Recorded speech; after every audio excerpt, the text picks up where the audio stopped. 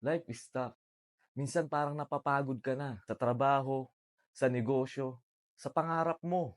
Pero kahit mahirap, pilitin nating lumaban ng patas. Sa mundo ngayon, ang daming gustong dumiskarte ng madalian. Pero tandaan mo, hindi mo kailangang mandaya o manlamang para umasenso. Honest success lasts longer. Yes, mabilis ang tukso, pero mas matibay ang paninindigan. Because at the end of the day, God sees everything.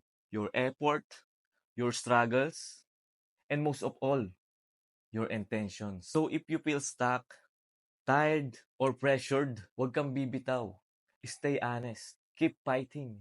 Yung tamang oportunidad, darating yan sa tamang panahon. God will bless the work of your hands. Success isn't about how fast you get there. It's about how you got there. So laban lang.